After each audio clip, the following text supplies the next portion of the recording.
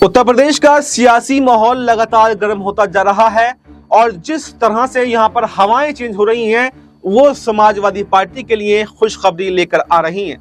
लेकिन उत्तर प्रदेश में भारतीय जनता पार्टी के लिए उतनी ही बड़ी मुसीबत भी खड़ी कर रही हैं।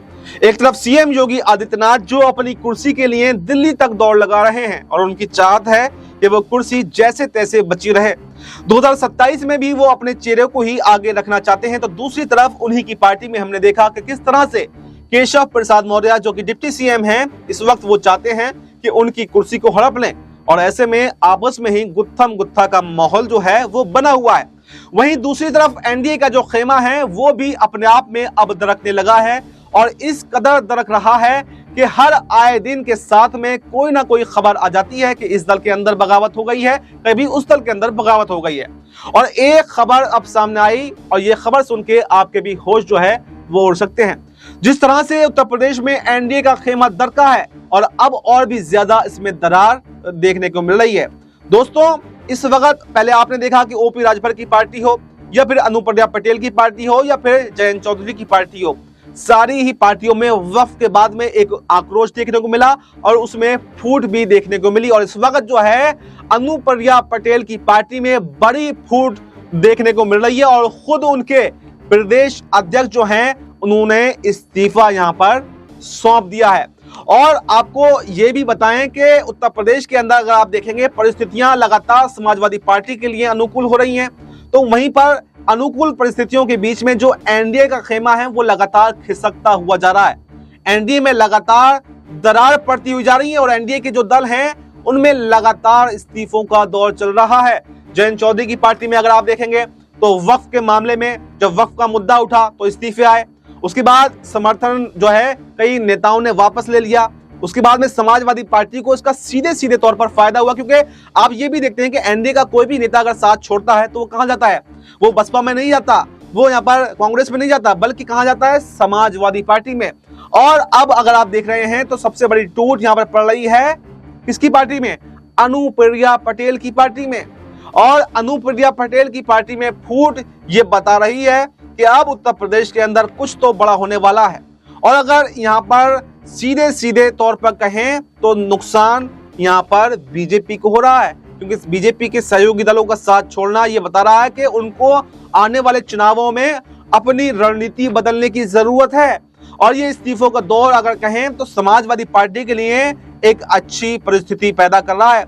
और आप दोस्तों आपको ये भी बताएं, हम इसका जिक्र पहले भी करते रहे हैं कि अगर सत्ता पक्ष से कोई इस्तीफा देकर विपक्ष की तरफ जा रहा है तो ये कितनी बड़ी थू-थू की बात है, क्योंकि हमने आमतौर पर ये देखा और ये देखा जाता है कि जो विपक्ष में नेता बैठे होते हैं वो सत्ता पक्ष की तरफ जो है वो आते हैं क्योंकि उनको सत्ता की तलाश होती है।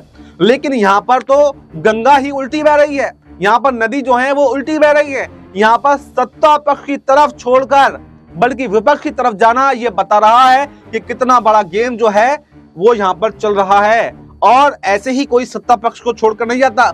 जिस सत्ता को हासिल करने में लोगों का अरमान होता है, लोग अपनी जिंदगी गुजार देते हैं, तो यहाँ पर कुछ ना कुछ मजबूरी तो उनकी रही होगी, कुछ ना कुछ ऐसी बात तो जरूर रही होगी जो सत्ता पक्ष का साथ छोड़कर विपक्ष की तरफ जा रहे हैं। और हम बात कर रहे हैं यहाँ पर राजकुमार पाल की, जो यहाँ पर अनुप्रिया पटेल की पार्टी के प्रदेश अध्यक्ष है। वो आरोप लगा रहे हैं अपनी पार्टी के शीर्ष नेतृत्व पर और ये उनका लेटर भी देख लीजिए जो उन्होंने सदस्यता से त्याग पत्र सौंप दिया है। उन्होंने कहा कि महोदय जी, लगातार हो रही उपेक्षा और परम पूज्य बाबा साहब भीमराव अंबेडकर, डॉक्टर सोनेलाल पटेल की पवित्र विचारधारा से अपना दल एस जो है वो भटक जाने के कारण मैं प्रदेश अध्यक्ष और प्राथमिक सदस्यता से त्याग पत्र दे रहा हूं। उक्त संबंध में कई बार मैंने अवगत करवाया, लेकिन मेरी बातों मेरे विचारों की अनसुनी यहाँ पर कर दी गई, अतः मेरा त्याग पत्र जो है वो स्वीकार किया जाए।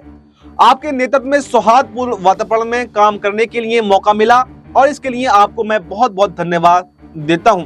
नीचे तारीख भी लिखी और 6 तारीख उन्होंने ये साफ कर दिया कि अब वो अपने नए राजनीतिक सफर का ऐलान करने वाले हैं।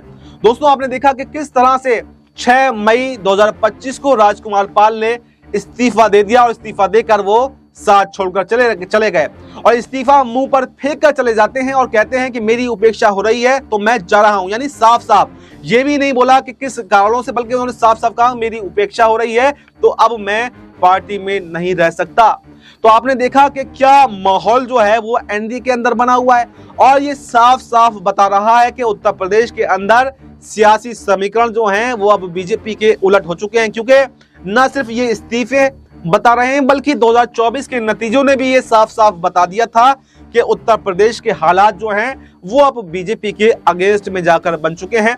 सिर्फ झूठे दावे मीडिया, गोदी मीडिया कर रही है कि सबसे अच्छे सीएम योगी आदित्यनाथ हैं, क्योंकि खुद उत्तर प्रदेश के अंदर योगी आदित्यनाथ की पार्टी के अंदर जो स्थिति है वो सामान्य नहीं है। केशव प्रसाद मौर्य भी लगातार हमला बोल रहे हैं और जिस तरह से मैंने आपको पूरा पढ़कर बताया कि लगातार एक के बाद जो एनडीए के सहयोगी दल हैं उनकी पार्टियों में इस्तीफा आना ये बता रहा है कि अब जो है उत्तर प्रदेश में सत्ता परिवर्तन का माहौल है और बीजेपी के अंदर बौखलाहट जो है वो बढ़ती जा रही है। यानी कि पीडीए का जो खेमा है उत्तर प्रदेश में अखिलेश यादव का, वो और भी ज्यादा मजबूत हो रहा है।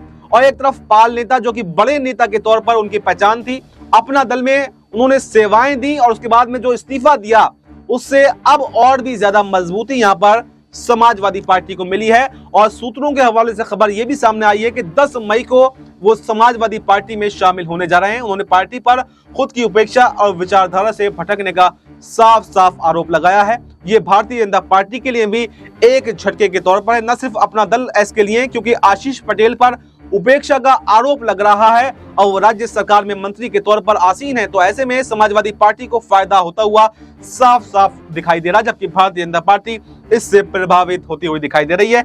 न सिर्फ अपना दल एस इससे प्रभावित है बल्कि पूरे एनडीए के लिए ये एक चिंता का विषय बनता जा रहा है। तो कुल मिलाकर जो परिस्थितियां अनुकूल बन रही हैं वो समाजवादी पार्टी अब उत्तर प्रदेश के अंदर दिन ब दिन मजबूत होती हुई जा रही है। और आपको ये भी बताएं, एक और बड़ा झटका यहां पर उत्तर प्रदेश में बीजेपी को लग सकता है, क्योंकि लगातार खबरें ये भी सामने आ रही हैं कि बीजेपी के कद्दावर नेता और कैसरगंज से पूर्व सांसद जो हैं यानी ब्रजभूषण शरण सिंह, वो उनकी नजदीकियां भी अब समाजवादी पार्टी के साथ में बढ़ रही हैं और उनके अच्छे रिश्ते जो हैं वो यहाँ पर शिवपाल सिंह यादव से रहे हैं। तो ऐसे में अगर ब्रजभूषण शरण सिंह भी समाजवादी पार्टी में आ जाते हैं तो ये भी कोई बड़ी बात नहीं है। और जिस तरह से उनकी नजदीकियां बढ़ रही हैं, इस साफ साफ इशारा कर रहा है कि कुछ तो बड़ा खेल जो है उत्तर प्रदेश में होने वाला है। और अगर कुछ भी खेल होता है तो 2027 के चुनावों में अखिलेश यादव जो है वो बाजी मार सकते हैं और सत्ता परिवर्तन उत्तर प्रदेश में होता हुआ